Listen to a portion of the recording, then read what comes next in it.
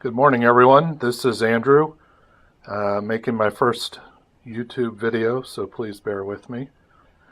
For those of you that know me, you know I send and receive a whole lot of license plates. That's my thing.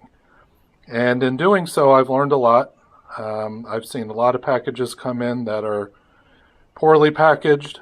People are spending way more money than they need to ship these things around the country. So the point of this video is just really quickly to introduce you to all of the supplies that are available to you, most of them free, that will make your life a whole lot easier and save your customers some money. So let's get started.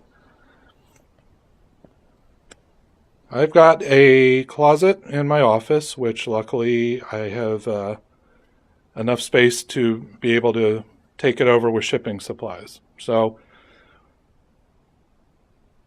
this is everything I keep on hand here. I'm shipping several hundred packages a year at this point, and with all the stuff that I have here, I can pretty much take care of anything I need to do. The first thing I really want to mention, and a lot of people don't do this, is before you actually pack the box with your license plates, get something to protect them. The easiest thing, truthfully, is to use some old newspaper. That's a little more labor intensive and it's harder to reuse. So what I do is I have several different options for plastic bags, some of which are free. So if you get the newspaper at home, you can see here I've got the Washington Post. They usually will throw it in a bag that fits a license plate nicely. So I keep all of those that I can, and it's pretty much a nice free way to recycle those bags. If you don't have access to those in any quantity, you have two other options. And here, the top option that you see there is a newspaper bag that I purchased off of Amazon. It is thin, but it's also cheap. They're less than 2 cents a bag. You buy them in a box of like 2,000 or so, and they send them right to your door. Alternatively, the bottom option are the license plate bags that everyone's probably familiar with. These are a lot thicker. They are usually tailor-made to fit a license plate. They are more expensive though. These will run you, 6, 7, 8 cents a bag, which doesn't sound like a lot until, you think if you're shipping 100 plates a week, that'll add up. But at any rate, please make use of something like this to protect your plates. There's nothing worse than receiving a box of tags and opening it up and finding that they all have number rub. Anyway, those are your bag options, your plate protector options. Now, moving on to the shipping itself. The USPS, hopefully everyone knows this by now, US Postal Service gives you all sorts of free materials to send priority mail. And I'm going to run through them here really quick. Most of you are familiar with a couple of these. Some of them are a little more specialized and you may not be aware of them. But take 10 minutes, go on USPS.com, get an order together. Again, it's free. It's shipped to your house for free, and then you have everything you need. All right, so here we go. The most common is the letter size flat rate envelope. Now this, as of now, it's November 2016. This ships for $6.50 anywhere in the US. It's usually anywhere from 1 to 3 days.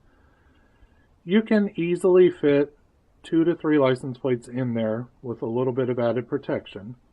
Plenty of other people have jammed far more in there, but just for everyday purposes, that'll get you several plates in there. All right.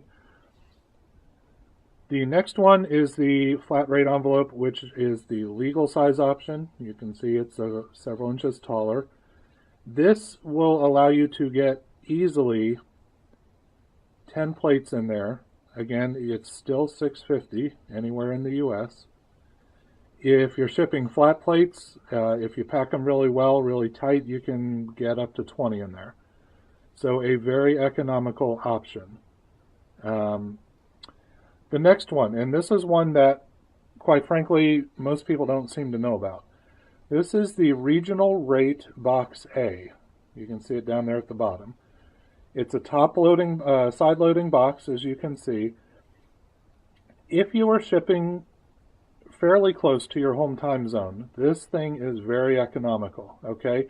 You can pack about 20 plates in there, again, if you pack them well, properly. If you're shipping, so I live in Virginia, if I ship elsewhere in Virginia, I can get 20 plates in there for $6. Okay, that's a great deal. If I'm doing Virginia to California, it starts getting more expensive.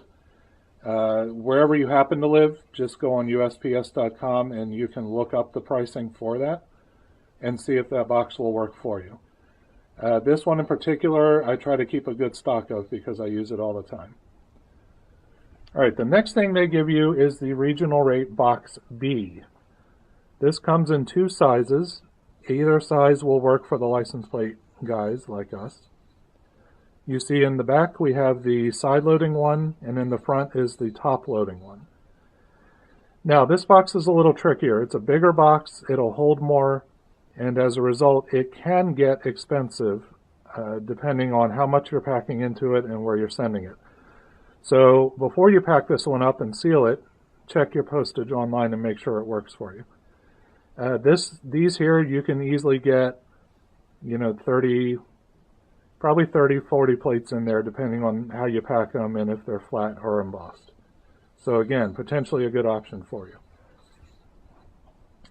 The most used box that I have is the medium flat rate box.